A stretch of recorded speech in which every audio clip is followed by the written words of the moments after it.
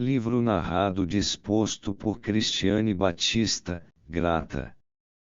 Um exame da psique do criminoso. Carl Jung. A duplicidade da vida psíquica no criminoso pode ser reconhecida muitas vezes já no primeiro olhar. Não é preciso ir tão longe como os filmes de suspense que mostram a vida dúplice de criminosos nos caminhos tortuosos de suas experiências, disfarces e revelações. Quase todo criminoso traz um disfarce facilmente reconhecível, a tendência de parecer honesto. Evidentemente não me refiro a homens e mulheres completamente depravados que perderam toda a relação com a humanidade normal. Mas, em geral, os homens e mulheres do crime mostram certa ambição por respeitabilidade e quase todos enfatizam constantemente sua decência. Sua atitude condiz raras vezes com as condições de vida dos criminosos retratados em romances. Muitos criminosos levam uma vida de cidadãos comuns e cometem seus crimes, por assim dizer, através da segunda pessoa. Pouquíssimos criminosos conseguem uma completa separação entre sua propensão a uma vida dentro da respeitabilidade social e seu instinto criminoso.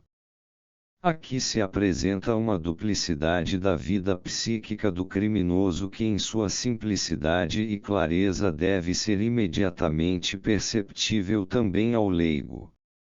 É impressionante como o crime se aproxima sorrateiramente do autor como se fosse algo estranho, como ele o agarra, sem que o autor saiba o que fará no momento seguinte. Gostaria de apresentar um caso típico, tirado de minha praxis. Um garoto de 9 anos cravou uma tesoura na cabeça, por cima do olho, de sua irmã menor, que penetrou até a membrana cerebral. Mais meio milímetro e a criança teria morrido do ferimento. 2 anos antes o garoto tinha então 7 anos. A mãe dele me contara que havia alguma coisa de errado com ele. O garoto tinha atitudes bem estranhas. Na escola havia se levantado durante a aula e se agarrado ao professor com todos os sinais de verdadeiro pânico. Em casa, fugia muitas vezes do jogo e se escondia no sótão. Não respondia às perguntas sobre a causa disso. Quando conversei com o garoto, disse-me que tinha muitas vezes ataques convulsivos. Desenrolou-se então o seguinte diálogo. Por que você tem sempre medo? O garoto não respondeu. Percebi que relutava em falar. Insisti e finalmente respondeu, isto eu não posso dizer. Mas, por que não? Perguntei. Respondia sempre de novo que não podia dizê-lo. Finalmente disse, eu tenho medo do homem. Que homem é esse? Novamente, nenhuma resposta. Depois de muita conversa consegui a confiança do garoto. Contou-me então que já aos 7 anos lhe havia aparecido um homenzinho. O homenzinho tinha uma barba e outros detalhes que foram descritos pelo menino. Este homem lhe havia acenado e ele então ficou com medo. Por isso se agarrara ao professor procurando ajuda, escondia-se em casa e saía correndo dos jogos. Perguntei, o que o homem queria? Ele queria passar-me a culpa. O que significa isto, a culpa?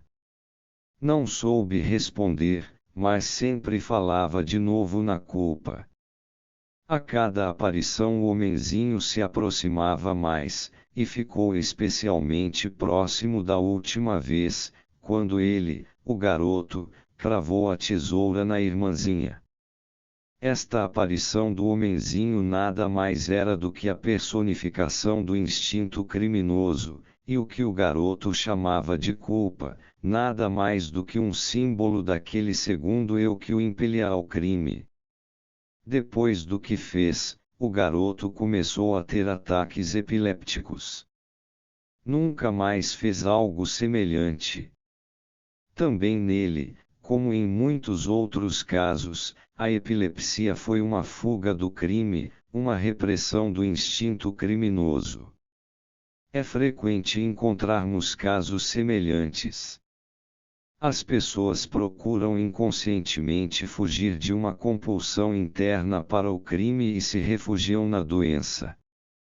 Em outros casos podemos ver pessoas de aparente boa saúde que transmitem seus maus instintos, escondidos sob esta aparência, a outras pessoas e as levam a praticar, bastante inconscientemente, atos que elas mesmas não praticariam, ainda que tivessem certa propensão para isso.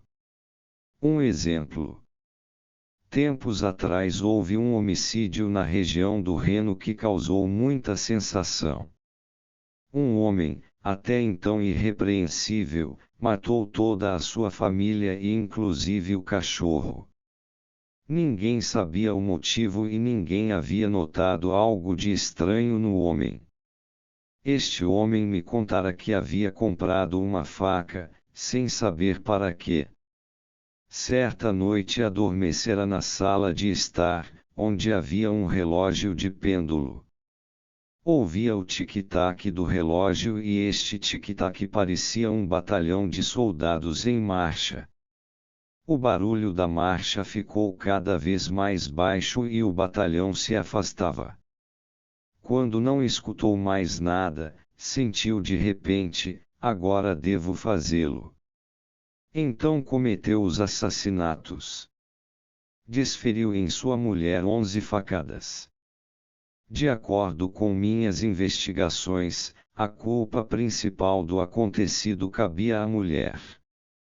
Ela pertencia a uma seita religiosa, e tais mulheres consideram muitas vezes aqueles que não rezam com elas como renegados, diabos, e a elas mesmas como algo especial, como santas. Esta mulher transmitiu, talvez inconscientemente, mas com certeza, para o homem, o mal que estava nela. Ela o convencia de que ele era mau enquanto ela era boa, instilando de certa forma em seu subconsciente o instinto criminoso. Note-se que o homem dizia uma passagem da Bíblia a cada facada, o que indica ainda melhor a origem de sua hostilidade. Na alma humana ocorrem muito mais crimes, crueldade e horror do que no mundo externo. A alma do criminoso, que se manifesta em suas ações, consegue penetrar muitas vezes na profundeza dos processos psíquicos da humanidade em geral. São muito estranhos os panos de fundo de um tal assassinato, e é muito estranho como pessoas são levadas a praticar atos que nunca fariam em outras ocasiões e por iniciativa própria. Certa vez um padeiro foi passear num domingo.